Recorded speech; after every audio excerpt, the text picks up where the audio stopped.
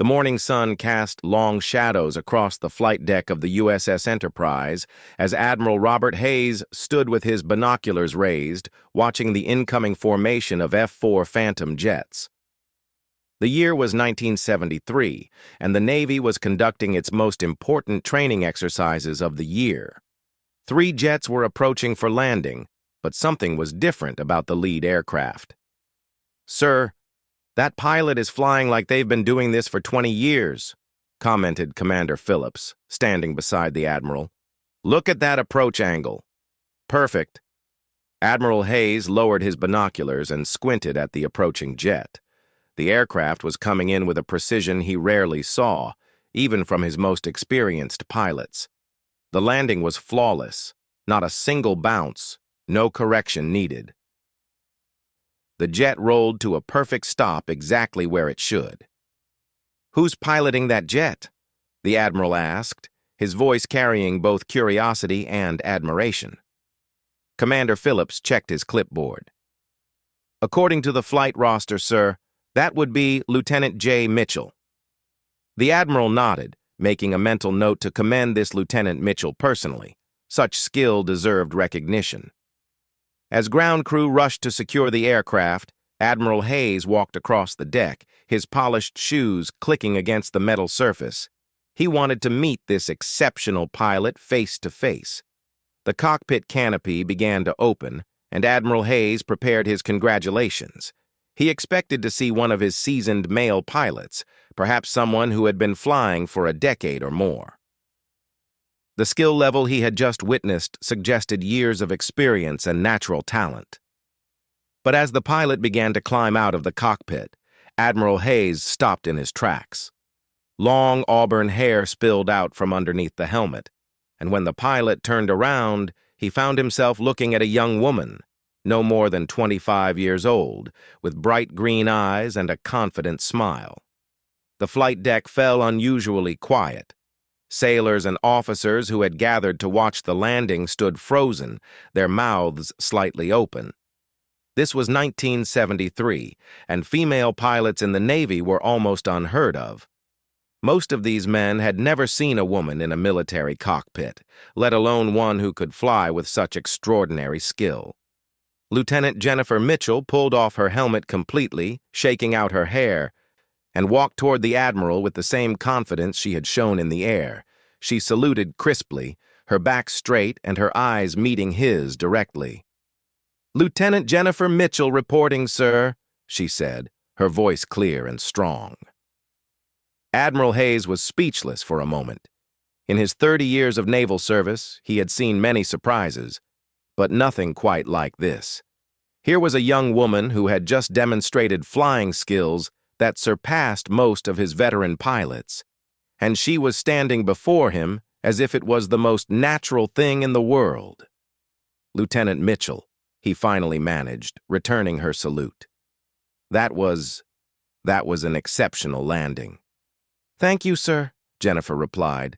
"The conditions were perfect for it." Around them, the buzz of conversation was starting to build. Sailors were whispering to each other, pointing in their direction. Some looked confused, others impressed, and a few seemed downright skeptical. The presence of a female pilot on a Navy carrier was so unusual that many didn't quite know how to react. Commander Phillips approached them, still looking stunned. "Sir, I had no idea that Lieutenant Mitchell was... the roster just said J. Mitchell, and we assumed..." "You assumed it was a man," Jennifer finished for him, her tone friendly but pointed. "I get that a lot." Admiral Hayes found himself studying this young woman more closely. There was something about her bearing, her confidence, that spoke of real competence. She wasn't trying to prove anything or make a statement. She was simply a pilot who had done her job exceptionally well. "Tell me, Lieutenant," the Admiral said, "how long have you been flying?" 8 years, sir. I started when I was 17 in civilian aircraft, then moved to military training 4 years ago." 8 years. That explained the skill level, but it raised other questions. How had she gotten military training? How had she ended up here, on his carrier, when there were so few women in military aviation? And how did you end up in the Navy, Lieutenant? Jennifer's smile widened slightly. It's a long story, sir, but the short version is that I was determined to fly the best aircraft in the world, and the Navy has them. The Admiral couldn't help but smile back. There was something infectious about her enthusiasm, her obvious love for flying, but he could also see the challenges she must have faced. The stares they were getting right now were probably nothing compared to what she had endured during training. Well, Lieutenant, that landing was textbook perfect. Your instructor should be proud. My instructor said I was too stubborn to crash, Jennifer replied with a grin. As if on cue, another voice called out across the deck. Jennifer, how was the flight? Everyone turned to see another pilot approaching, also removing their helmet. To Admiral Hayes's continued surprise, this was also a woman, a bit older, perhaps in her early 30s, with short blonde hair and the same confident bearing. Admiral Hayes, Jennifer said, I'd like you to meet Lieutenant Commander Sarah Chen, my squadron leader. Now Admiral Hayes was truly bewildered. Not one, but two female pilots on his carrier. He began to realize that something significant was happening in his Navy, something that had somehow escaped his attention. Lieutenant Commander Chen saluted the Admiral. Sir, I hope our performance today met your expectations. It exceeded them, Admiral Hayes admitted.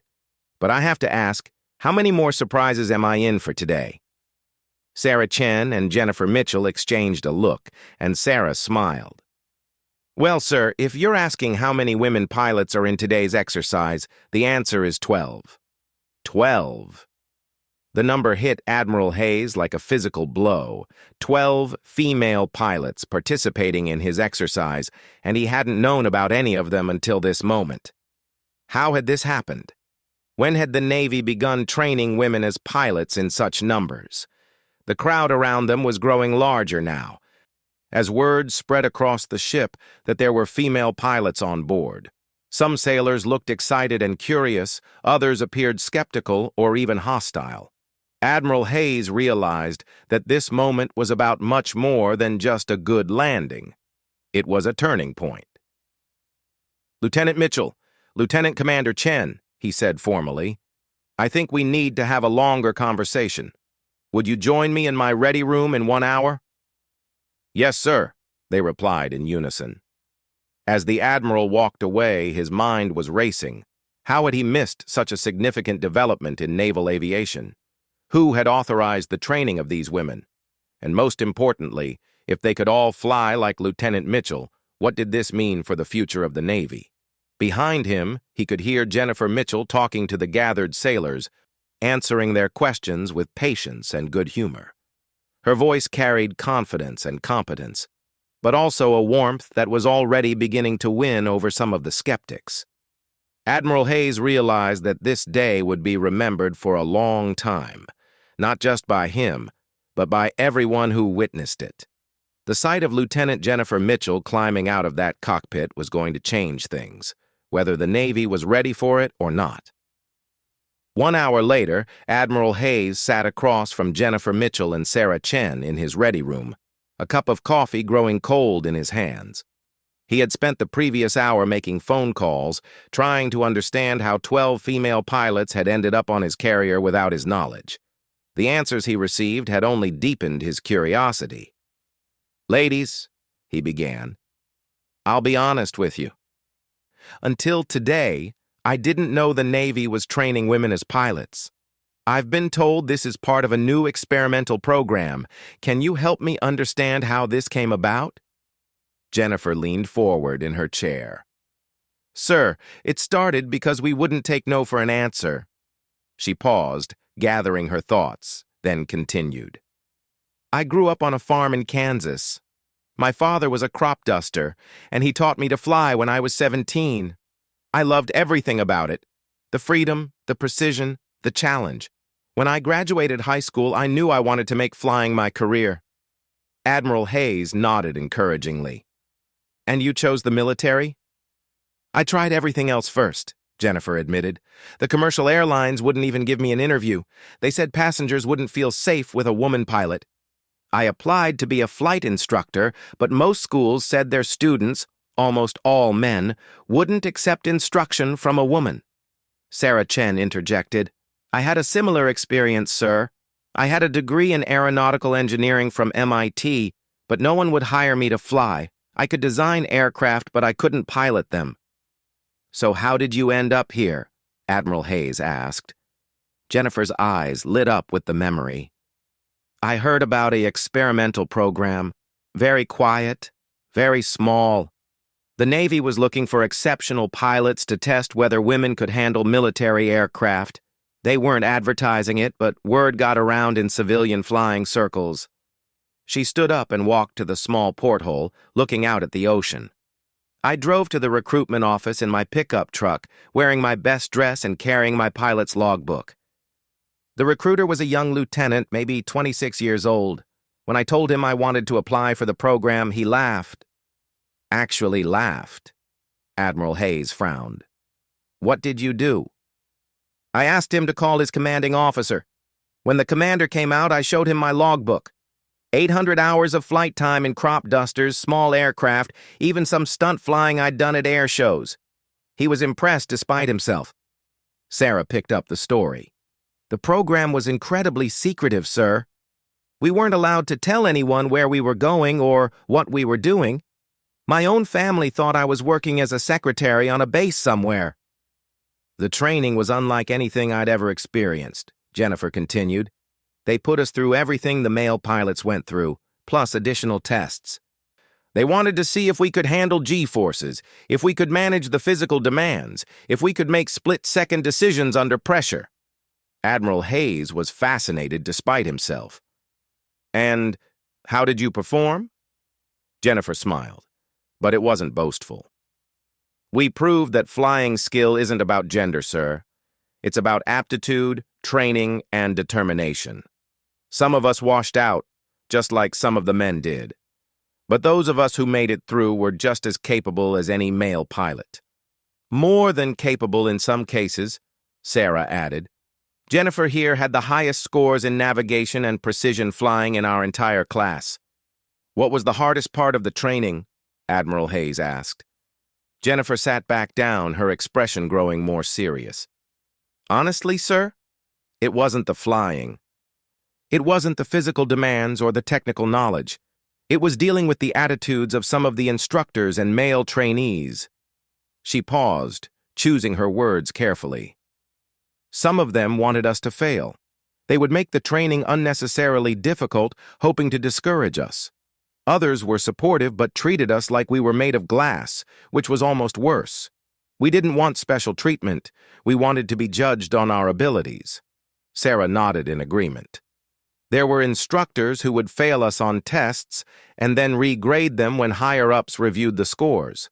There were male trainees who would sabotage our equipment or spread rumors about us. We learned to check everything twice and to never give anyone a reason to question our competence. But there were also supporters, Jennifer added quickly.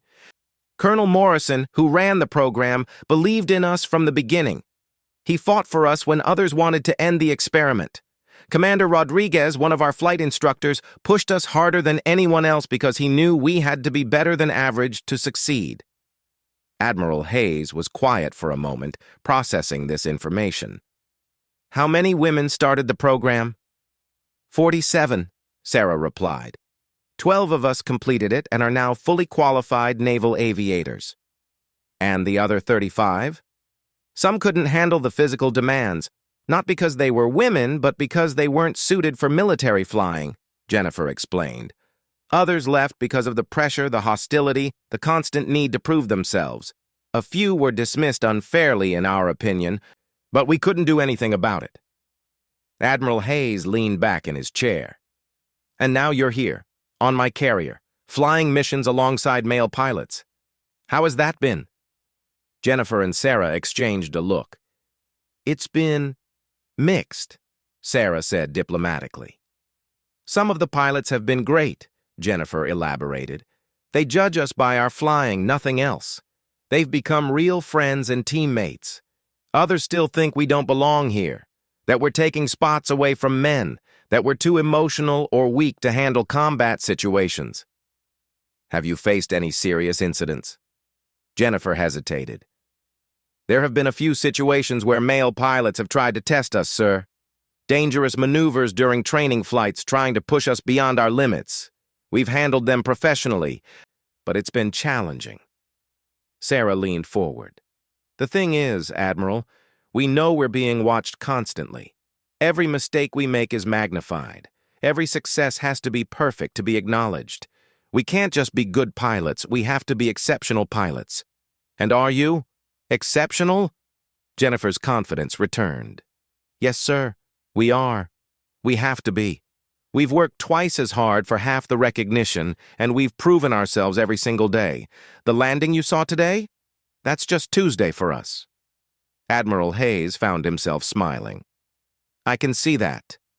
Your performance today was remarkable. He paused, then asked, What do you want from your naval careers? What are your goals? We want to fly, sir, Jennifer said simply. We want to serve our country and prove that women can be valuable assets to the Navy. We want to open doors for the women who come after us, so they don't have to fight the same battles we've fought. Sarah added, We want to be remembered not as female pilots, but as good pilots who happen to be female.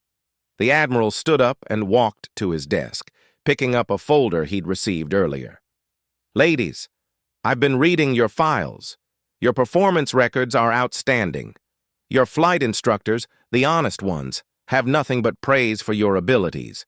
Your fellow pilots, when they're speaking candidly, admit that you're among the best they've served with. He turned back to face them. I'll be honest with you. I didn't know about your program until today, but now that I do, I'm impressed. You've changed my mind about something I thought I knew for certain. Jennifer and Sarah exchanged hopeful glances. However, the Admiral continued, I also know that your presence here is going to create challenges. Not everyone in the Navy is ready for this change. There will be resistance, both from some of the crew and from higher command. We understand that, sir, Jennifer replied. We've been dealing with resistance since day one. Admiral Hayes nodded thoughtfully. Well then, I suppose we'd better make sure you succeed. The weeks following that remarkable day aboard the USS Enterprise brought changes that rippled through the entire Navy. Admiral Hayes had made a decision that would reshape naval aviation, and Lieutenant Jennifer Mitchell found herself at the center of a transformation she had never expected to lead. Word of the 12 female pilots spread quickly through the fleet. Some ships requested transfers to have women pilots assigned to their squadrons. Others quietly expressed their reluctance to accept female aviators. Admiral Hayes, true to his word, began advocating for the expansion of the women pilot program at the Pentagon. Jennifer discovered that her perfect landing had been filmed by the ship's documentary crew, and the footage somehow found its way to news networks. Within days, she was receiving interview requests from newspapers and television shows across the country. The image of her climbing out of that cockpit, her hair spilling from her helmet, became an iconic photograph that appeared on magazine covers and newspaper front pages. I never wanted to be famous, Jennifer told Sarah as they sat in their shared quarters, looking at a stack of interview requests. I just wanted to fly. Sarah smiled knowingly.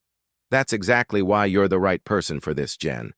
You're not doing it for attention or to make a political statement. You're doing it because you love flying, and that's authentic.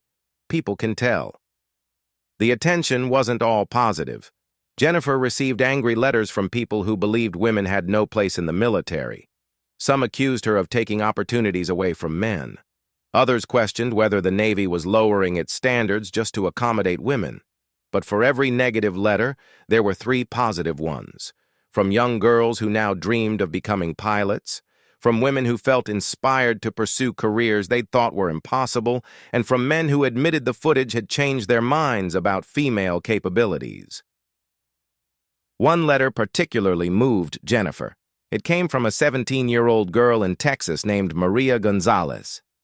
Dear Lieutenant Mitchell, I saw you on the news and I couldn't believe it. A woman flying a Navy jet. My guidance counselor told me I should focus on nursing or teaching because those are good jobs for women, but I want to fly. I want to be like you. Can you tell me how to start? Jennifer spent her evening crafting a detailed response, including information about flight training programs and advice about staying focused on goals despite discouragement. She had no idea that Maria would eventually become one of the first Latina fighter pilots in the Navy, or that she would keep that letter in her flight bag throughout her career. Meanwhile, Admiral Hayes was fighting his own battles in Washington. The experimental women's pilot program had been kept quiet, partly because many senior officers were skeptical. Now that the results were public, there was pressure from multiple directions. "Admiral," said Senator Patricia Williams during a congressional hearing, "the footage of Lieutenant Mitchell's landing has inspired countless young women. What is the Navy's position on expanding opportunities for female pilots?" Admiral Hayes straightened in his chair. "Senator, based on my observations and the performance records I've reviewed, I believe women can and should be integrated into naval aviation. Lieutenant Mitchell and her colleagues have proven that skill in the cockpit is not determined by gender." The room buzzed with murmurs. This was not the cautious wait-and-see response many had expected from a career Navy officer. Senator Robert Crawford frowned. "Admiral Hayes, are you saying you support full integration of women into combat roles?" "I'm saying I support putting the best pilots in our aircraft, regardless of whether they're men or women. The enemy won't care about the gender of the pilot out flying them." Back on the Enterprise, Jennifer and her fellow female pilots continued their work, knowing that their every action was being scrutinized. They flew training missions with extra precision, maintained their aircraft with exceptional care, and conducted themselves with unwavering professionalism. The male pilots' attitudes began to shift as well. Initially, many had been skeptical or resentful, but after several weeks of flying with the women, watching their competence and dedication, most of the resistance melted away. Lieutenant Commander Mike Patterson, a veteran pilot with 15 years of experience, pulled Jennifer aside after a particularly challenging training exercise. "Mitchell," he said, his tone serious, "I owe you an apology." Jennifer looked surprised. "For what, sir?" "I was one of the guys who thought this whole women pilot thing was a mistake. I figured you'd be gone in a few weeks once you realized what real naval aviation was like." He paused, looking slightly embarrassed. "Today, watching you handle that emergency landing simulation, I realized something. You're just a damn good pilot, period." "Thank you, sir. That means a lot." "No, thank you. You've made me question some assumptions I didn't even know I had. My daughter is 14, and she's interested in flying. Before this, I would have steered her toward something else. Now I'm thinking about getting her flying lessons for her birthday." These conversations were happening throughout the fleet. Jennifer received letters from Navy wives whose husbands had initially opposed the women's program but were now supporters. She heard stories of fathers encouraging their daughters to pursue aviation careers, and of young women enlisting in the Navy with the hope of becoming pilots. 6 months after that famous landing, Admiral Hayes called Jennifer into his office once more. This time, his expression was triumphant. "Lieutenant Mitchell," he began, "I have news. The Pentagon has approved a full expansion of the women's pilot program. We're going to begin training 50 women per year for the next 5 years, with plans to increase that number if results continue to be positive." Jennifer felt her heart race. "That's incredible, sir." "There's more. You've been selected to help design the training curriculum for the new program. You'll be working with a team to ensure that future female pilots receive the best possible preparation." "I'm honored, sir, but I have to ask, will I still be flying?" Admiral Hayes smiled. "Lieutenant Mitchell, you'll always be flying. That's what you're meant to do. But now, you'll also be helping others find their wings." The impact of that single perfect landing continued to spread in ways Jennifer could never have imagined.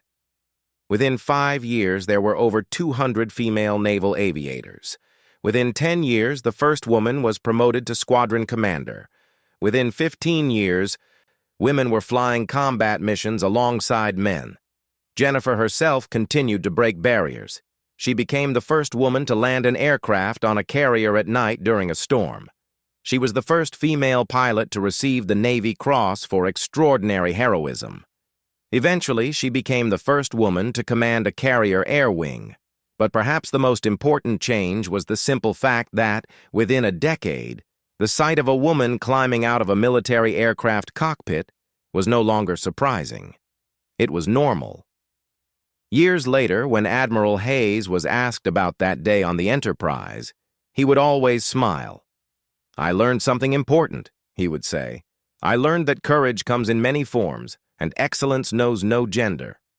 Lieutenant Mitchell didn't just fly that aircraft perfectly, she flew it into the future. Jennifer never stopped being amazed by the young women who approached her at air shows and recruitment events, their eyes bright with ambition and possibility. Each one reminded her of that 17-year-old girl from Kansas who had driven to a recruitment office in her best dress, determined to fly the best aircraft in the world. The question, who's piloting that jet, was no longer surprising when the answer was a woman. And that, Jennifer knew, was the greatest victory of all. The sky, once the exclusive domain of men, had finally opened its doors to everyone who had the skill, the courage, and the determination to earn their wings. And it all began with one perfect landing on a sunny morning in 1973, when a young woman named Jennifer Mitchell climbed out of a cockpit and changed the world.